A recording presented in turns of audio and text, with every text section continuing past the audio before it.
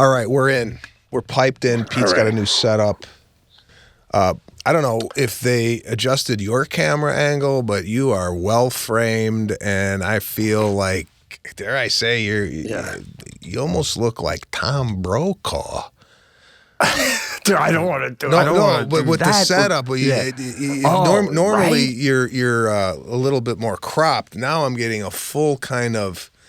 Waiting for like a little chyron to pop up on the right-hand shoulder of you reporting news from Iran.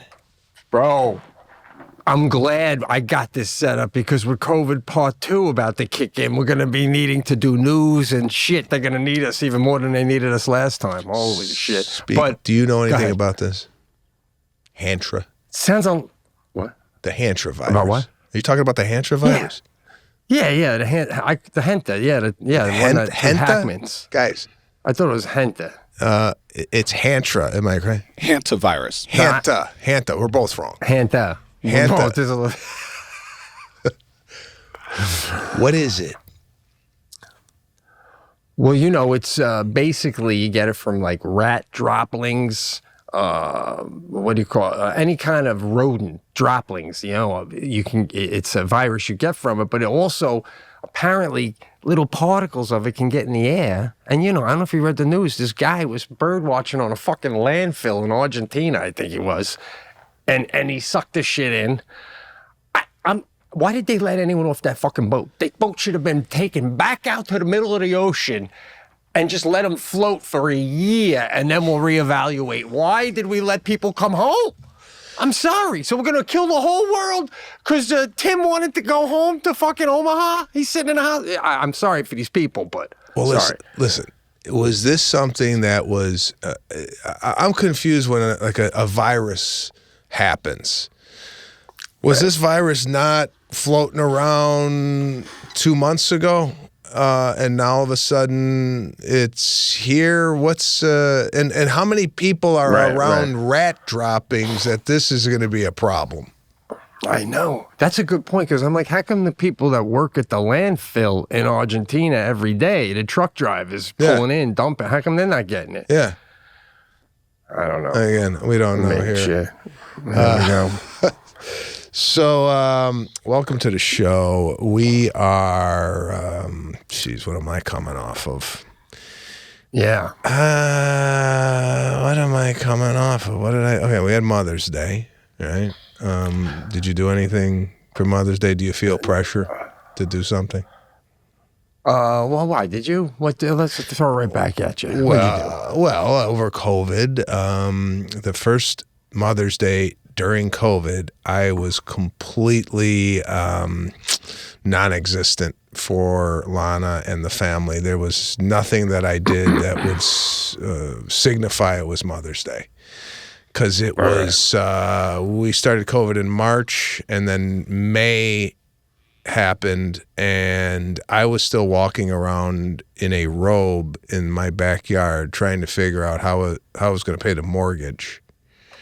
Because I wasn't performing. So Mother's Day kind of wasn't on the list of priorities, I guess. And Lana made sure I knew about it. She's like, no, not even a card for Mother's Day. And I go, yeah, I fucked up. Sorry. So now every month. You didn't even do a card. I felt like, nothing was done. Nothing was done. It was a happy Mother's Day, but there was nothing that I did out of the ordinary, and I dropped the ball. So now on the Mother's Day, I feel like I gotta overperform, which I didn't. Right. However, we did have a good Mother's Day. Good day? Huh? Yeah, good day. Yeah. All right. Are they messing with your color? Because it seems like it's getting a little darker and a little brighter. Are they like tinkering? I don't know. You guys, might be the Zoom feed. Let me check. Oh, that's all right. It's good now. If it's fine on his phone. Kim just rolled her eyes. She just rolled her eyes, going, "Gee, this guy." No, I'm fine. I just thought maybe it was in the recording, bro. Let me tell you something about the cards, though. I don't know how you feel about cards. It's outrageous. It's outrageous that I read a card and I'm like, oh, that's not bad, and I turn it over $8.99. I'd rather just give my wife $8.99, right? So I'm not even lying. I'm not going to waste time and go get it to prove it. But this year, for a card, they got cards for 98 cents. They're at Target, 98-cent cards that are from little kids. You're the best mommy in the world, it says. Then you open it up. Thank you for being such a great mommy. Dude, I whited out the MY, and I gave it to Jackie, and I go, you're the best mom. I said, Jack, I'm sorry. I bought you a nice gift for Mother's Day, but on principle, I refuse to drop more than $1 on a card. It's ridiculous. It's highway robbery, bro. Guy, this is like beyond cheap. Oh, I thought it was like, it was a statement move, man. She laughed at the thing. We don't, you do one of them, like, expensive cards with roses on the cover. You'll love. I do blank cards. I write my own thing in there. And more importantly, who still has Whiteout? It's the kind that's great. It's got a tip on it, and you just go right over to MY, and it makes it's like tape almost, little pieces of white tape. Yeah, you ever see it? It's great. I don't know who's still using Whiteout. Oh God! I just bought a Subaru. I filled out the form for him. He's like, "Oh, I got to remail it." I'm like, "Yeah, I got Whiteout. I can white it out." Wow, and he's like, legal "Yeah, do that." documents. I couldn't believe I had Whiteout. A fucking Kinko's over here, bro. Oh, wow. I mean, a 99-cent card with Whiteout. What says love more than that? Yeah. I know, but with a pair of white beat speakers to listen to be cocooned on your flight to Africa for the marathon. So that was a nice touch. Wait, when is she going? Same weekend in Vegas. Oh, that's right. You're bringing That's Sadie. why I'm bringing Sadie to Vegas. Yeah. So she's going to Africa to run. Is this going to be another run the marathon and then run to the airport? Is she enjoying the Africa? No, leave the next day. So not running directly to the airport, basically. But right. Yeah. I mean, this is the endurance to run a full marathon in a completely different time zone, and then literally, I don't know, half take a nap and get on a plane to come back.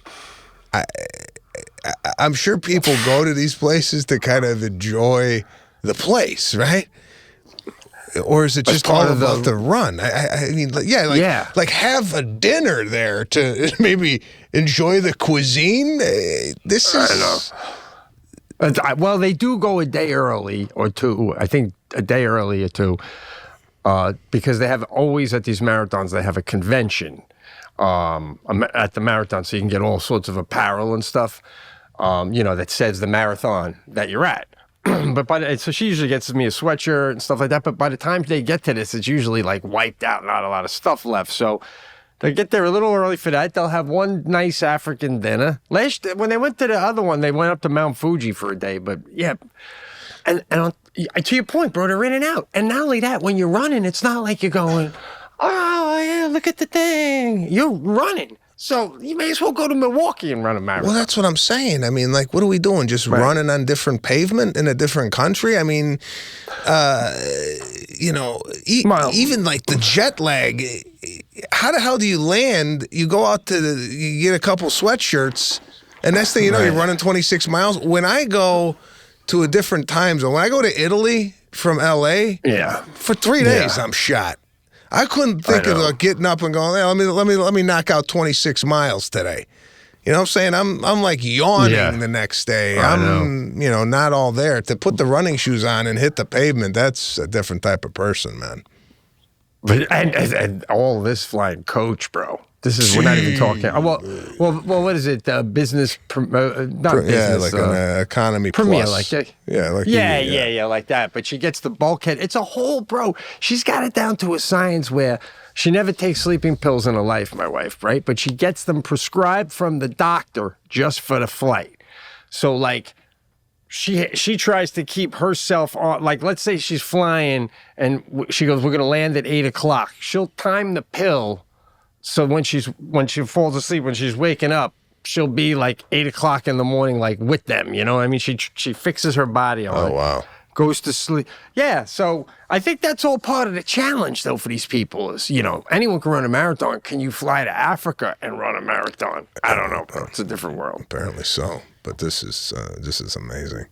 So you had a good Mother's Day? Were you with your mom and your wife? Yes, it's a challenge. A lot of people, just think it's Mother's Day, but for a man who has a wife who is a mother, and he also has a mother, you got to juggle those two things. No one's really talking about this. No one's really talking about how you celebrate your wife, the mother of your kids, and how you celebrate your mom in the same day. So I made it happen. Yeah. Thank God I'm a good cook because I made a beautiful brunch. Beautiful. And so good that there was nothing left. I made an amount of food where everybody would be full with no leftovers. Very hard to do. And then we all got in the car. We went to my mother's. My sister was there with her kids. Celebrated there a little bit. Came home, dipped into the pool a little bit with the kids. By the way, my pool play is pretty fantastic. I mean, for my age and what I'm doing in the pool with these kids, it's pretty. Yeah, you keep them occupied. They like when you're in there. Yeah. You ever see those dads like in a hotel? They get in the pool and their kids don't even look over because he's such a drip. They know he ain't gonna add nothing to the hang, so they don't even like. You're probably like me. I go to the edge of the pool. My daughter's already like. She's talking to me. What, are you coming in? Are you coming in? I'm like, I'm just coming to the edge. I'm not, So is that where you're at now? You're like fun, big captain fun in the pool? Always been fun. I'm actually facilitating the game that we're playing. We play Drowning. Oh, yeah. We play a game called Drowning, right? Oh, all right. So someone's fake drowning, and we come in with a raft like we're the Coast Guard, and we save the person, right?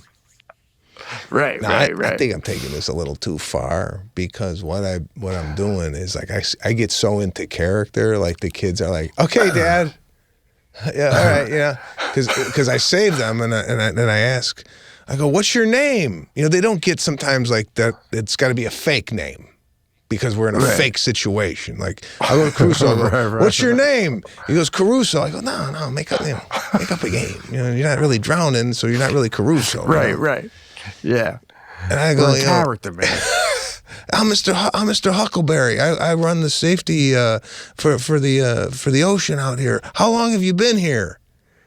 And again, sometimes it's like, Dad, wow. I just got in the pool. I go, no, like, how long were you drowning? Play. Right. Yeah. I think I'm a little bit too into it. No, I thought you were going to tell me that you throw them up on the side of the pool and do CPR on them. Yeah, that's where you start. That's where you call child services. I know, man. It's like getting like less and less. My daughter, like, no more coming up and like getting cuddly. Because they say because of her age, she'll be 13 in like 3 weeks. And Jackie said that she's heard they come back to you at 15. They leave you at 13, but they come back at 15. Oh, what? Like it's not cool anymore to snuggle with Dad at 13? Yeah. Or like anything I say in the car with her friends. Like I literally drove her and a friend to school today, and the friend's got a horse. And I'm like asking a few questions. And she goes, well, the horse is from Europe. I'm like, oh, wow. How'd they get it here? Boat? And she's like, no, they have a special plane for the horses. I'm like, oh, shit. Can you imagine flying horses? And Sadie goes, Dad. I'm like, what? Just Dad, just go, just drive. I'm like, oh my, I got to look back to the girl. I go, Hadley, was that weird what I just said? And she like, you know what I'm saying, bro? You're like an entity. Well, I haven't hit that age yet. I'm doing jokes in the car, and my kids are actually like on board with it, and the other kid ain't. Right? The other kid, like, he don't even know what humor is because when he goes back to his house, it's boring. Right? So when I hit him, when I'm going into like characters and whatnot. So the kid looking at me like I'm psychotic because his father, he don't do any of these. Like you said, his father's a drip. Like a lot of fathers out there, and let's be honest with you, right? Yeah. You gotta step up your game, right? Be the focal point of the family. I agree. Sometimes, don't you feel like sometimes kids see you and they wish they're looking at their dad like, yeah, no, I feel sometimes kids look at me and go, wow, wish my dad did that. But sometimes I see those same kids, like their dad don't play with them all. And then they go up to their dad and they hug their dad and they love their dad as much as my daughter loves me. And I'm like, well, what the fuck am I dancing around for if they love their dad? He's just sitting there. I should just sit there too. You know what I did this morning with my kids? What? We had a problem yesterday. Kids were acting up, kind of driving Lana a little nuts. I wasn't around. And Lana told me. And this morning I laid the hammer, like they were all having fun and breakfast, and I came in with a tone of this has got to stop. I'm not going to bore you with the details, but I basically came in and just kind of laid a fatherly hammer on the family. And my son started to smirk a little bit, you know. Oh. So I don't hit my kids, but I got something better that I'm doing. And I don't do it often. So it's almost as good as a slap to the face. Yeah.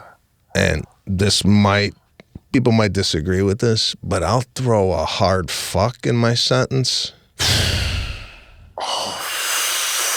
I ain't fucking around.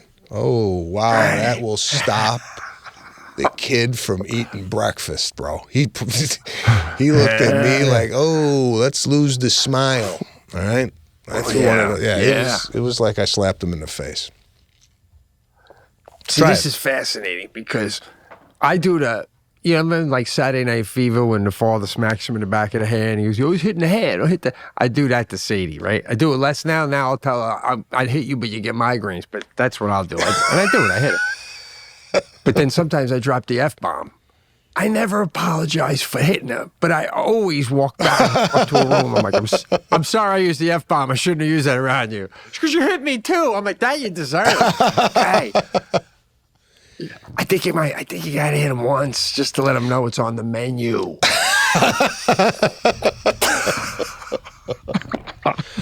I had a taco with my sister today about this, right? Now, yeah. I'm not saying there's people that were abused out there. I'm not saying abuse. My father never hit me, but my mother every once in a while would give me a little backhanded shot to the mouth, like ting, right? It woke me up, bro. Yeah, right. Little shot to the head, and I'm like, okay, game time. Let's clock in, right? And I still remember those. I still remember those. Not that I look back and go, how dare she?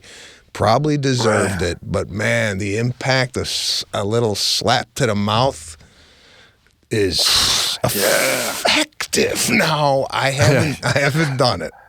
Also, you know what move is lost?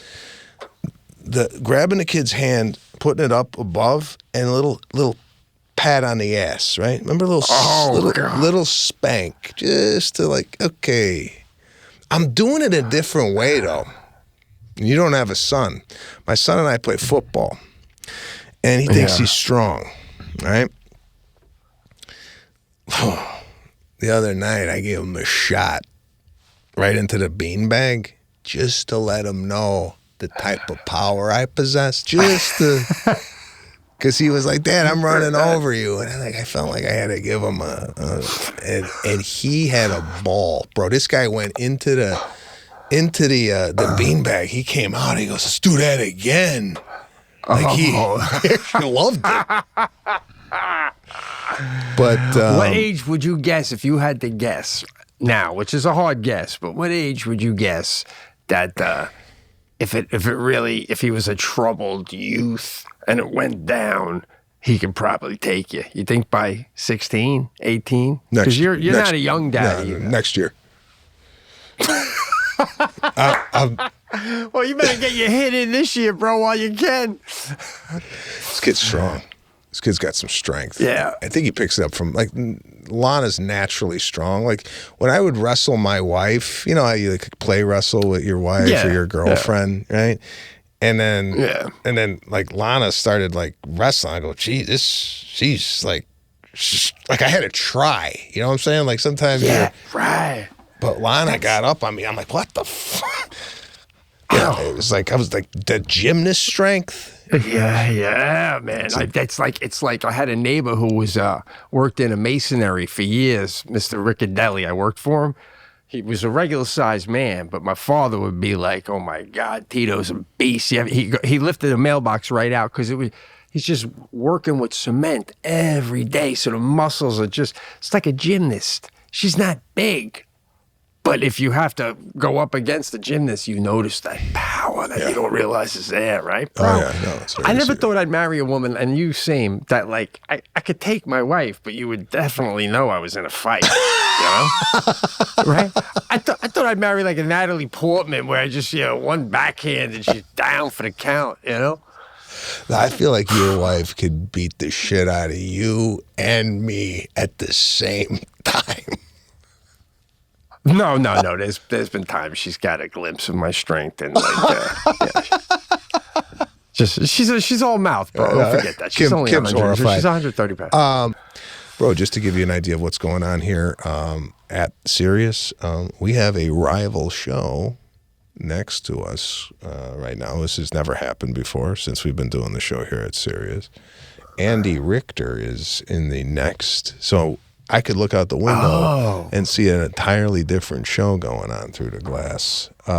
He's there with, who's the guest he's got? Beth Stelling, another comedian. So he's, they don't look like they're having as good as fun as we are. I'm sorry. So it looks like he's very serious over there.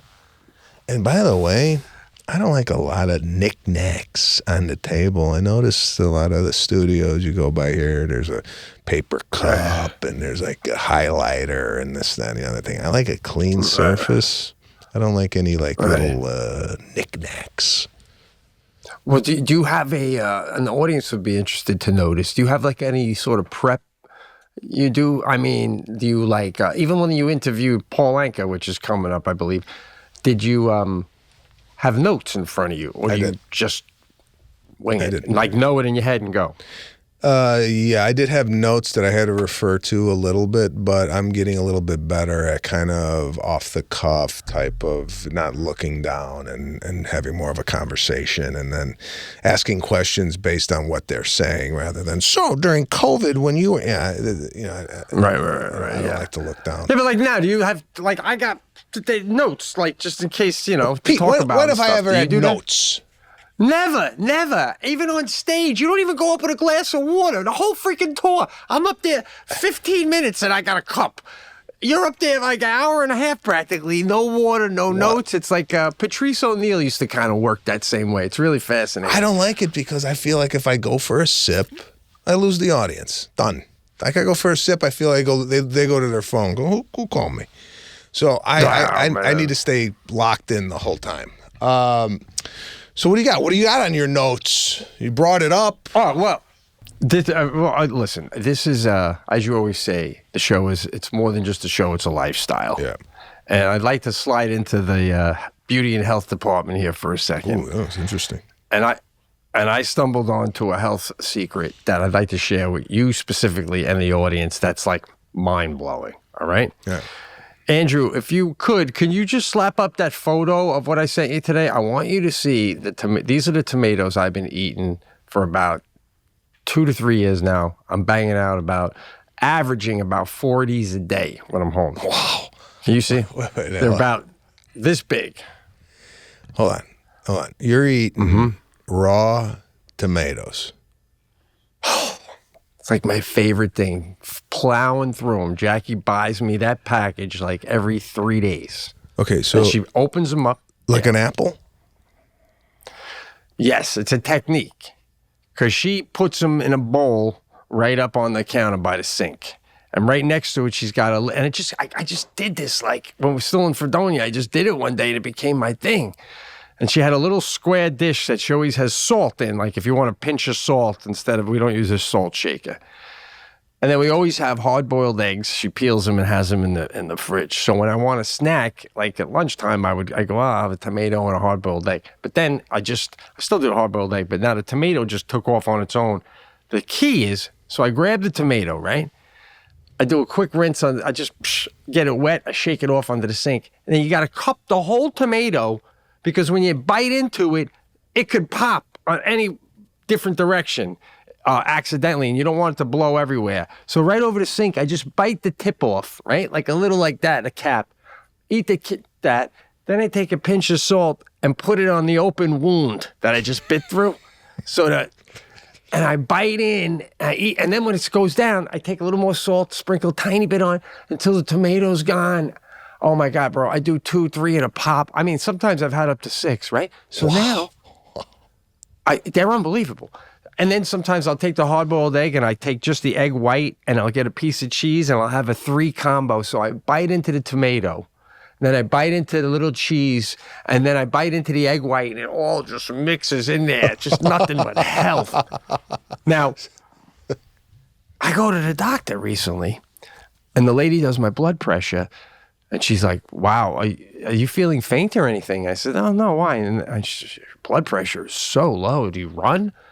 I was like, I do cardio, but I don't run. Nothing like my wife runs way more.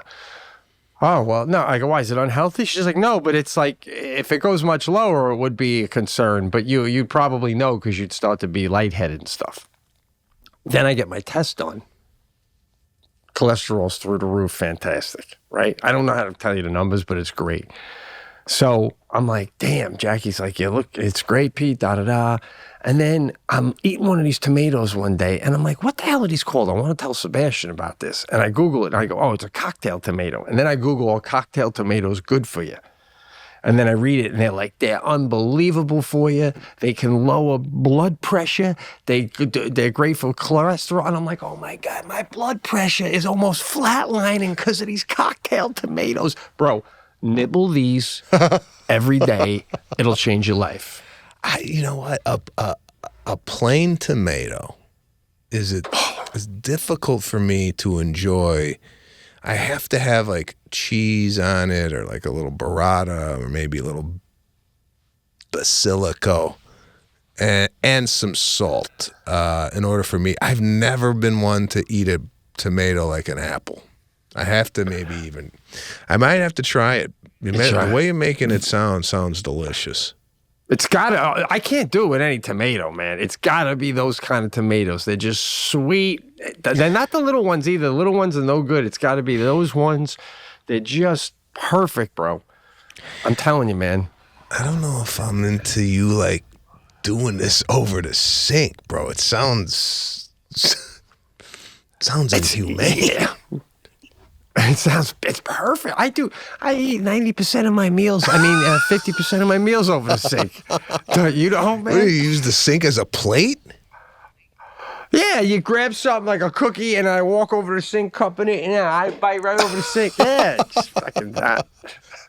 Can you guys get Pete? Pete's minimized in my screen. I could barely see him. If you could make him larger. We will do that, and if Pete can plug in his laptop, we think it's we got a low battery signal from it. Oh yeah. Mission Control over here was getting nervous. I actually saw Andrew walk out of the room at one point into the hallway, which I don't know what's in the hallway. But Andrew, do you want to explain why you had to get out of your seat? We have a faulty connection on the TV that is a shared screen, so you weren't able to see the tomatoes as quickly as I wanted you to be able to see it. So we just needed to test that. But what was in the hallway? I could look through the hallway to the TV screen to see if it was sharing. Gotcha. All right. It's a whole thing. We got a problem here. I can't plug my computer in without unplugging it. See. Well, just so you guys know, what I'm seeing on the other side here is an empty chair with Pete's back and a look of complete horror. Pete's face. He looks concerned. He's got now he's back in the frame. What do you got? To tell those guys that my computer's going to die, and I can't plug this in because then I have to unplug something that we have going. So Pete ran out of plugs in his setup. So could you guys suggest what Pete could unplug so he could plug his charger? Yeah. Oh my God. Oh, wow. Anyway, what's the odds on Pete coming back? I'd say within the next, 2 to 5 minutes, or... We're efforting that. So I'm going to put it at like 50-50, to be honest. Well, his computer's dead, so it still has to turn on. Yeah, so he's still... this is my question. Now, Pete knew he was getting on the podcast, right? Mm-hmm. I would have fully charged everything I had to get us through the show. Or we might be pushing his computer to the limit with the amount of programs on, so that could be an issue on our end. Okay, Pete's got like probably an Apple thin book or whatever the hell they call it, right? Not a lot of RAM, not a lot of memory, and you got a full-blown radio show going through it. Especially with the shit that he got set up yesterday. I don't even know what they put in his place. So it's interesting. We got to figure out, is it just he needs an extension cord and to find a new plug, or if somehow we're maxed out in terms of like plugins to the actual computer. So we're going to get to the bottom of it here. I think we might be maxed out with the energy that his house could provide to the room that he's in. Because if he plugs in one more thing, I think the grid goes down in Rochester. That's, I think, where we're at with Pete. It says he's back on. Yeah, he's back on. Okay. I'm going to get him on TeamViewer, so yeah, 2 minutes. Are we this DJ setup here? Is this for me, or do we have a DJ using this? It is used by Sway in the morning. So he does his show out of the studio. Oh, so I'm in Sway's studio, and he does it behind the DJ booth? He brings DJs in who mix in real time on the show. Oh, okay. I feel like we have to use that. It's such a nice little setup there. Why hasn't this guy looked over here at all? That's what my question is. He's tapped in. Andy is very focused on the caller. So it's a call-in show, and it's gotcha. they've got one topic, and he's trying to solve problems each week. Oh, so he's live. He is live on the radio. That's one thing I think we should do here. I went live yesterday with Jeff. It kind of added a little element of, this is going out to the universe. So maybe we do that as well. I love how Allison has made herself at home eating crumb cake in the... Yeah. All right. Is Pete alive and well? I don't see him at all here on my side. Oh, I'm seeing something. Yeah, we're connecting. Let's see if it's Pete though. Yeah, almost there. That Rochester buffer. What's the? I just noticed the tattoo on the left inside bicep. What is that? It's a 19-year-old mistake, and we're not going to talk about it. Okay. We're going to leave it there. All right. This is the first time I can hear them if you want me just to keep going without seeing them. It's fine. Pete has no idea about technology or what it does or what it's capable of. So to hear Pete try to troubleshoot this is similar to a senior citizen trying to figure out how to log on to Facebook. So Pete is working with the head of video now. They had to call him. He was on vacation with his family, and they had to call him in to troubleshoot the situation because it's far beyond. Oh, here we go. We got him up and running. There you go. You're back in hot. Are you sweating? Yes, and you want to know the truth? We've been doing this a long time. 1 second, Pete. We don't have the audio yet. Do we have head of audio from New York? Head of audio is here. Test. Pete, are you Test. Yeah, I hear you, Pete. I hear you. Are you okay? Are you damp? Are you sweating? Am I sweating? Yeah. Hey, yeah, I can even see you now. Holy shit. Yeah, I am sweating. So we're back. Pete's back. While you were gone, just so you know, just so you get a full scope, and we'll drop it after this, Kim does have a tattoo on her left bicep that she's not willing to talk about. It's a mistake when she was 19 years old. God knows what was going on in Kim's life at 19, but we won't get into that either. Seems like she don't want to talk about it. Maybe later. Maybe as we get to know her more, that will come out. Maybe Christmas time. We don't know. Where is the tattoo located? on her On the left forearm? bicep. She went to do a move with her bicep. left bicep. It was like right along the inner bicep there, and apparently don't want to talk about it. So It's my only tattoo, which is wild. well, I'm not a tattoo guy. You don't have any? No. Okay. Neither does Pete. I think we missed that boat. I think our generation wasn't in the tattoo phase. I think it was after us that a lot of people start getting tattoos. But Pete, if you were to get a tattoo, where Right. and what would you get? Or right now. I don't know, man. I mean, right now, I guess forearm would be cool, but right now it would. I'd like to move it when I get older. You know what I mean? Like, where would you want one? On your bicep? Oh, God, where would I get a tattoo?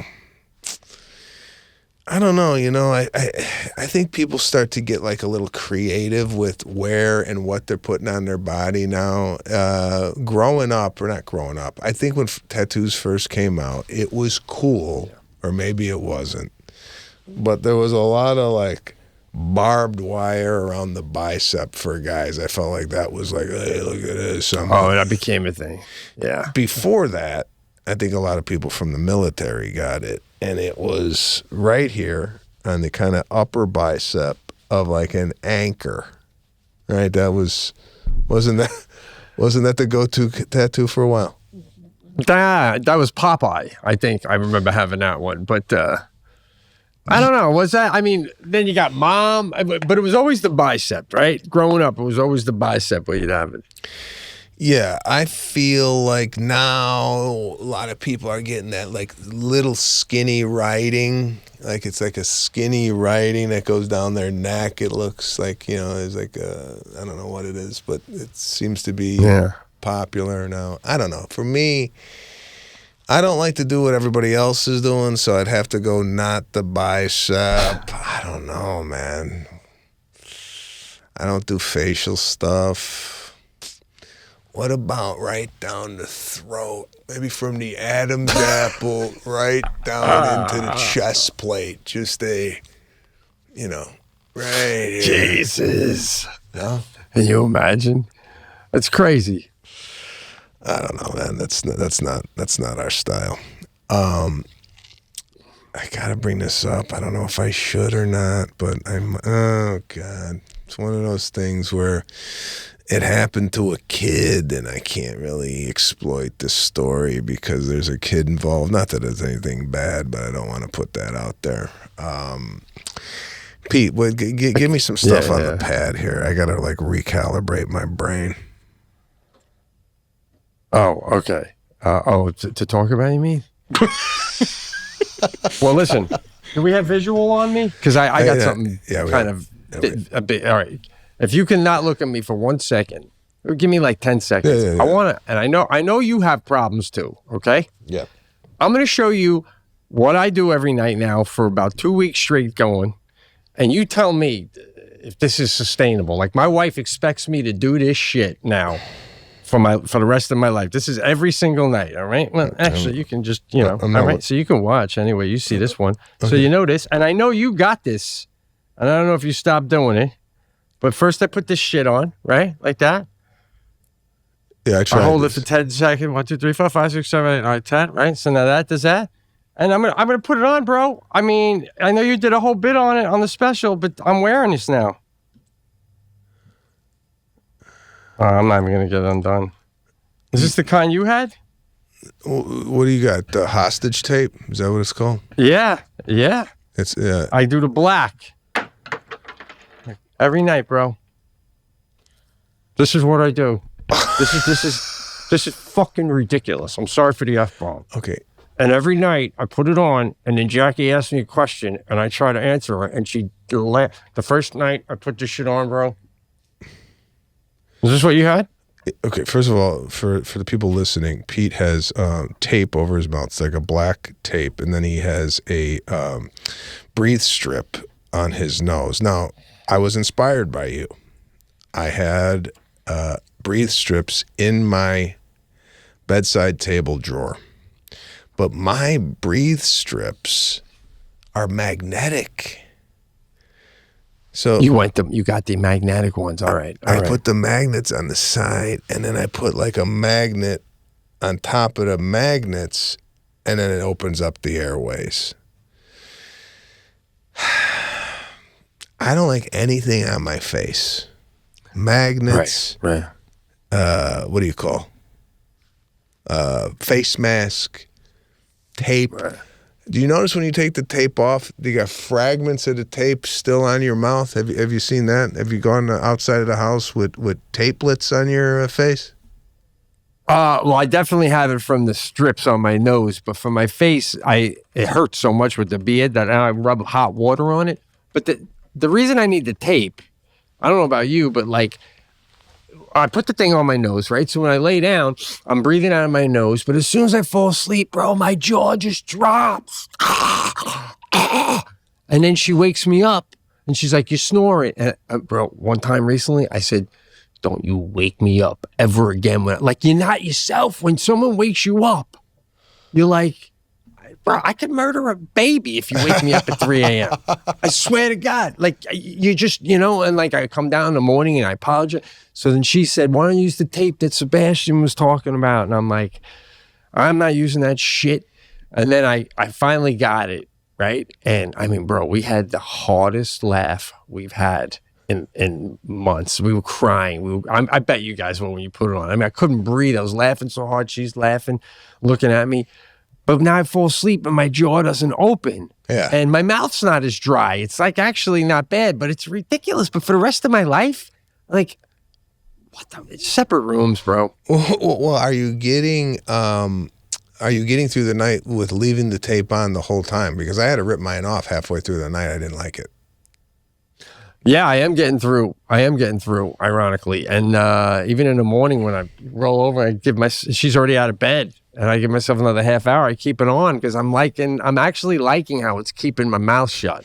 Because I can't stand how dry it is in the morning. Are you feeling more refreshed in the morning due to the fact that you are wearing this and it's maybe giving you a better sleep? I can't say that yet. All I know is I'm not waking her up. So she's like, you're not snoring. So, I guess it's working. But I can't say I feel more refreshed per se. Well, and I don't have one of them rings. What are you doing these days? So what do you do with the mouth? Your mouth you don't breathe out of your mouth? Well, last night, 2 nights ago, I'm sleeping and I hear a clicking noise. Like, what the heck is that? You're coming out of like a fog. And I look, Lana's on her back and she's got her legs like in a butterfly position and she's butterflying her legs like this. And her hip or something in there is clicking. And like when you get woken up, it's just anger. I go, what are you doing? What are you doing? And she's like, "Nah, just stretching out my leg. 3 a.m, we're doing Pilates? What the heck?" And then I turn over, I go back to bed, and then we got to talk about it in the morning when we've had our coffee. So I come in the room, I go, "What was that last night?" She goes, "No, I was just feeling my legs were sore. I'm just trying to stretch them out." And she goes, "I think what you were hearing was my pillow." I go, "No, your pillow don't make a clicking noise. It was your hips." Ever since Lana had kids, when she walks, I could almost hear her hip click. You know what I'm saying? Like something's off the grid on her hip. And we were hearing it the other night in bed, and I'm like, I don't know, man. I get woken up with the slightest anything that's... You. I bet, because eating with you, the slightest thing bothers you, like you notice something out of the ordinary, man. So I could imagine, but you bring up a funny thing, man. Are you responsible? Do you feel you're responsible for what comes out of your mouth when you're woken up in the middle of a dead sleep? Because when you come down in the morning, you ever do that? Like, I'll come down in the morning and I'm like, "Are we going to talk about this?" In my head, or I'm like, "Are we just fucking..." And like, I'll come down and she'll go, "Good morning." In my head, I'm like, nice. She's not mad that I called her a motherfucker in the middle of the night. Well, yeah. I wouldn't go that far of like I'm I know what's coming out of my mouth, but yeah, I think you should be held responsible if you get up in the middle of the night and you throw out a MF. I mean that's something Yeah, I don't think I call it out, but I'm like, what the fuck? I'm trying to sleep. Yeah, it gets pretty. Yeah, but It's torture, bro. Yeah, you're volatile like that in like everyday life. You have a volatility that you could go off at any minute. I feel like if something doesn't sit well with you, there could be a scene. Just a lot of hot air, though. You know what I mean? It's just a lot of. Like, I yell and then it's over. Then it's over, I feel, like I don't drag it out all day, Yeah, but there's a potential of you yelling at any given point of the day. Like you could go to Target and you'll be down shopping looking for toothpaste. And if somebody walks in between you and the toothpaste, I feel like you'd be like, what's that all about? Something could happen there, no? Yeah, well, I mean, when they yell and then they think like, well, did you think I was meek? You're not gonna out yell me, man. And then they're like, Jesus. So like, but I got a great one from my dad. I may have told you this. My dad picked me up one time from college at the airport. I was home for Thanksgiving, and we're in the car at LaGuardia Airport, and he's driving out of the garage, and he's like, oh, your mother's making a wonderful meal tomorrow. It's going to be great, da-da. And there was a limo in front of us, and it's not going. And my father's like, the fuck, let's go, come on. We're going to have a great, Jesus Christ. And the guy, like, gives my dad the finger or something. He's still not going. So my dad, he gets out, he goes up with his ring, and he's knocking on the thing, and he goes, move your car, move your fucking car. And he gets back in our car, and without skipping a beat, he goes, "Yeah, we got some cranberries, nice." And Mom made them like that was like that didn't even happen. It's And I think it's more just like a Long Island thing, bro. A lot of loud, hot air. Yeah, but that's a talent to like go from 180 degrees to back down to 90 in seconds. That's unheard of. Well, what did you do when Caruso? Kind of smirked when you yelled at him. Did you laugh back? Did you get even more stern? No, I told him, I'm not fucking around. And then all of a sudden, that we mean business now. And we've been hanging out a lot, Caruso and I, and sometimes I think when he gets with his mother, he thinks, because Lana's a little bit more passive when it comes to discipline, that he get away with a lot more. But we've been having these talks in the car. We went to Bellflower, California, for a game on Saturday. This is another thing. It's like the place is 49 minutes away. I'm getting up early, 6:30 in the morning, to leave at 7 to take this kid to an 8:30 game in I don't even know where these places are. So we're doing a lot of talking in the car, and then when I get to the game, oh man, it's a new thing I'm doing. I'm sitting in the back, like all the other parents. They have their chairs in a line together, right? Yeah. I don't do that.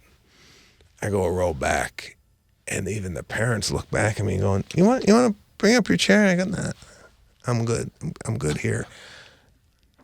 I feel like I got to watch the game alone, and I can't interact with anybody else because I'm so honed in on what's going on with the game that I can't be distracted with idle chit-chat. Right. You watch the game like a scout. I swear, man. Yeah, so Do you cheer? Oh yeah, I was getting up. I was getting up out of my seat, and I was like, oh really? Yeah, 3 or 4 times because it was a close game, and they lost 6-5. Caruso had a goal and an assist, and I gotta tell you, Caruso scores a goal, and he runs right back to his position, and he puts his hands on his hips, and he kind of looks at the sidelines, right? And I need him to change his celebration. I feel like there's no team camaraderie where, in soccer, where someone scores a goal, everybody kind of gets around the guy and they give him a hug or this, that, and the other thing. With this, at 6, He scores, he goes back. No one really comes up and congratulates. I don't know if it's the team or the age. Well, the one thing I always had a problem with soccer is the guy who scores is like running halfway across the field with his hand up, and the player's got to go chase him down like, the pretty girl or something, right? Like, he doesn't come back to his teammates. Sounds like Caruso's move is he just goes back to his position. Goes back to his position, but what do you think? And I got to tell you what I did a few times when I scored a goal in high school. You know what my move was? Yeah. Oh, God. What? Oh, man. And this was more for the team because they thought it was hysterical. I would score and then do a Michael Jackson kick after the score. And I forgot, what does this mean? This means T. This is clock it. You got middle fingers. Sorry, T means yes? Yes, we love. Yes, we love. So I did a Michael Jackson kick, and then everybody kind of like high-fived me. But the kick, they let me do the kick, and then I was converged upon. Right. That high, like, kick out Jackson would do with the 1 foot? Just like the thing in what he did in Billie Jean. I did one of those. And I did that 3 or 4 different times, but I think the team got pissed off. Like the other team got pissed off that I was like mocking them. So I stopped doing it. But I was doing it more for the laugh. I think your boy's ahead of you, man. I feel like he's not making a big deal out of it. He's just going back to the thing. He's making it seem like I do this all the time. I'm probably going to get 3 more today. Right? Yeah, I see that being understated with the celebration, but I'd like him to get more of a celebratory like run. You know, like Cristiano Ronaldo, he does that like Sue move. Like he's got his own move. Does he do it can you do it if you score if your team's losing? Or do you have to be winning or tied? I think even when we talked to Manungai, he said that he's celebrating whether, they're losing or winning. What do you think about this move? What do you think about taking the flag out of the corner and doing like an air guitar with the flag? What's your take on that? I like that, man. There's not much you could do. Not a lot of props on the field that you could kind of do a celebratory something with. But, right. Yeah, I don't know. I feel like the way he needs to celebrate needs to match his kind of persona. Maybe we'll work on that tonight at the house, a celebratory dance or something. Thinking. I don't know, bro. I really think your kid's like, that's not what he's about, man. I mean, even he's not a show. He's not showy like that. No, it's smart. I mean, the kid. Listen, the kid is really good looking. I mean, even my wife brings it up too. So he's like, with my looks, I try to offset it. Just walk back to my fucking spot. I don't get everybody hopped up. It's like JFK took his shirt off and traffic stopped in fucking Manhattan. You know what I'm saying? Your kid's like, we don't need a scene here. Any mothers fainting and shit. Oh, God. By the way, I thought he was struggling. And you got the second coach. Now he's got a goal and an assist in one game. What's going on? Is this kid making a turnaround fast? Yeah, no, he's coming around. He's coming around. I think the team is gelling together, and I think beautiful. He's got some confidence now. So I'm going to go to practice with him today, and I'm sitting there watching the practice. I'm at the games. And to be honest with you, bro, it's been a lot of travel for me lately with, back and forth, taking the kids to gymnastics and soccer and what have you. Last week, I got to do this. This could be an edit, but I have to tell you this. Last week, I was at an event where there's a lot of, it's like a convention. It brings a lot of people from different walks of life together. Yeah. Yeah. Now Justin Bieber did a private performance for 150 people. Right? I was standing front row, standing off to the side, front row. Holy shit!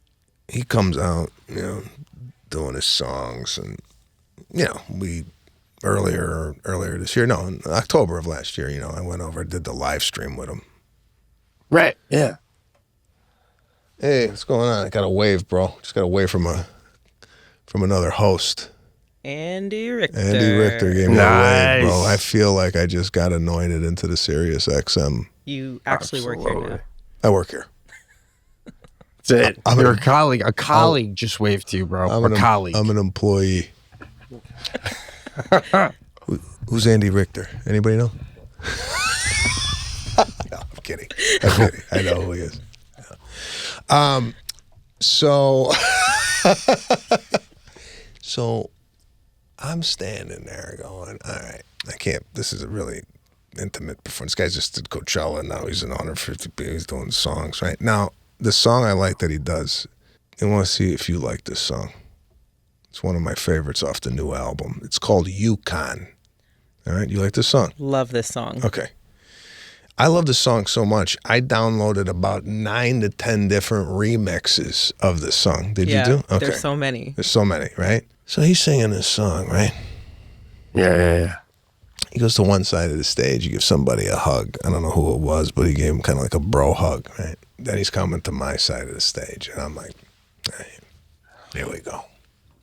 Yeah. It's coming, right? So I'm waiting, comes over, gives fucking Paul Rudd like a fucking hug, right? And then he walks away, and I'm like, what the fuck was that? We shared a ball pit together.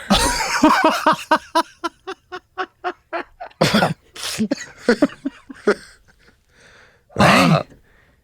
I'm like, what the hell's going on? Now, You were there for a few hours, right? 2-3 hours. 3 hours. I carved a pumpkin with this guy, and I didn't get a bro hug on the private show. What you think? Do you think he's? Bro, I've had this thing with like meeting these celebrities that are like mega stars, like That's kind of like, I don't know. I feel like we do our thing and then we go off and like I have the memory, but they don't. You know what I'm saying? Right. I mean, you had that fling with The Rock too, with the booze. I don't know. Have you guys golfed together since then too? That's how celebrities. No, it's like you get one interaction and that's it. It's gone, right? So I didn't get the bro hug. So I'm thinking to myself, what is that? Is that like, did he see me and Rudd together? Did he not even see me at all? Or did he go, let me go give Rudd a hug. I didn't even invite him to the ball pit. Let me show him some love. Like what's going through Bieber's head on that bro hug off the side of the stage? Well, more importantly, as far as you go, what's in your head? Like, is there a part of you going, how many songs is he playing? Is he doing more hugs later? Is it, maybe I'm like, the encore hug, like I'm the last hug before he says goodnight, and or was that it? Just one hug for the right side, one hug for the left side? No, this was kind of the last song, so I knew no more hugs were going to be thrown out. Oh, right. Okay, I didn't know it was the last song. All right, yeah. Oh man. So yeah, that was the end of it, and I'm walking away. But this has been like the story of literally my entire career. I've always been on, like I said, that kind of outer perimeter of like what's going on. Not invited. Like I feel like I'm not invited a lot of these things to like the here, I'll give you an example. And not that I'm wanting this. I'm just noticing. But you are there. You're there. You're at that convention. I'm there. But like I'm not like here. A lot of people were social at this event, like talking and whatnot. I just feel like when we have these breaks in the day and everybody's out and about talking, I am like a kid in his first day of first grade on the playground with nobody to play with, and nobody's like no one's saying, hey, come play with us, right? I'm always the guy kind of like lurking, like, hey, Right. yeah, that was interesting, wasn't it? Like I'm always like, and the people are like, what the fuck is this guy doing? That's the way I feel. Right. You've said in the past you find yourself talking a lot with staff in these sort of environments. I was for example, on break, I was talking with the canine unit that was there as security, talking about what is the dog sniffing? Does he sniff gunpowder, bombs? This is where I'm at. Everybody else is making deals with Netflix. I'm talking to the dog, right? Trying to make it seem like that's where you prefer to be talking, right? They're like, he's so down to earth. He didn't even care about wheeling a deal. He was just talking to the security guy with the dog. Yeah, because I'm not included in anything else. That's why I go to like the perimeter and talk with people that are not associated with the event. Do you think Good. there's a chance Rudd stole your hug? I feel like Bieber might have been making his way to hug you. Rudd was in between. No, he knows Rudd a little this bit. was It was all for Rudd. Yeah, all Rudd all day. And I was left on the outer fringe. That's what I felt the whole week, bro. I have a hard time commingling with people and starting up conversation. I was talking to my sister about this. I'm trying to figure out, am I, and I think we talked about this earlier in another show, but I think I got to work on my social skills. Why is Kim nodding? Like in agreement, like she knows me. She's sitting there going, yeah, I remember that time that you were at that party and didn't mingle. I feel like my wife is here looking at me going, yes, you should be more social. I don't feel I have a cadence with people that would elicit a good back and forth. I feel like I'm always in my head either editing or trying to figure out where the conversation is going next, and I'm not like present. I'm present, but I'm not. You have a really good ability. I have to commend your ability to come into a situation, a social setting, and really take it over. Because you're like when we're going out, for drinks, when we're on the road, when you're there, you're like the party.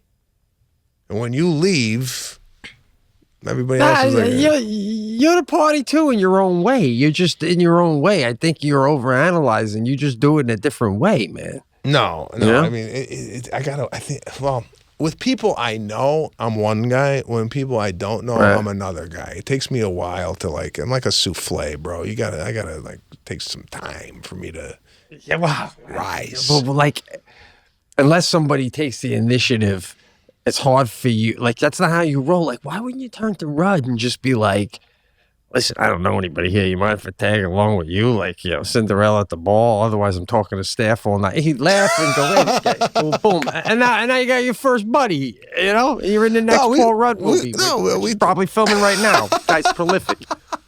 Good actor. Hell of an actor. Yeah, we spoke. We were at dinner together. But yeah, I don't know. It just feels. That's what Is there a desire though? That's it. That like a lot of times, like if you don't like care to they say Tom Cruise when you're talking to him. Yeah. Apparently he's like locked in because he cares. I guess in the moment. But if you're not interested, it doesn't make you a bad guy. You gotta. I don't know, bro. When do we stop trying to fix ourselves? At what age do we just say, "This is it"? Like in a lump, Well, it's like when you're working out, you're like, I like to have a bigger chest. So let me work more on incline and decline bench, right? For me, I would like to have a little bit more of an interesting conversation with strangers that I might not know. So I want to work that muscle out. I want to put myself in situations where I gotta drive a conversation or what have you. So that's kind of where I'm at socially. I see that. I saw a clip today with Tom Segura, and he was. I liked his vocabulary, and it made me think, like, geez, I wonder if Jackie would appreciate chatting with a man with more of a vocabulary like that. And I made a note to myself, I'm going to try and use, because he wasn't using words I don't know, but he was using words I don't normally use. And I'm like, guy sounds mature. Sounds mature. I got to start using these words. I agree, bro. Increasing your vocabulary is the first step to being taken seriously. Yeah, it is, man. It is. But yeah. Are you saying it like you have a better one than me or something, bro? No, not at all. Not at all. But I'll tell you a little phrase I heard, and I'll leave you with this. All right. Yeah. I thought that was IT. Sometimes it's IT for the show. That's why I check. They throw the show. Don't worry about it, bro. Don't worry about it. I heard this saying, and it's about being short-sighted, right? It's about being short-sighted, not seeing the larger picture. I heard this week, or last week I heard this. Stepping over $1 to pick up a dime. Oh, wow. Oh. I can't wait to use this somewhere. Wow. That's a good saying, man. That's powerful. That's powerful. You're stepping over $1 to pick up a dime. I feel like that should be just said, and that just ends the conversation. Like the person can't even come back with something. No, there's not. I stepped over a lot of dollars, bro. Holy shit. Oh my God. All right. We'll leave you with that. Stepping over a dime to pick up $1. If you want to use that in your everyday life this week, go ahead, steal it. Stepping over $1 to pick up a dime. Stepping over a dime. I ruined the phrase already. All right, man. Good hang today here on Sebastian Maniscalco Show. Thank you for tuning into Sirius XM Channel 99. Pete Correale along with Sebastian Maniscalco. Thanks for hanging. We will see you guys next week.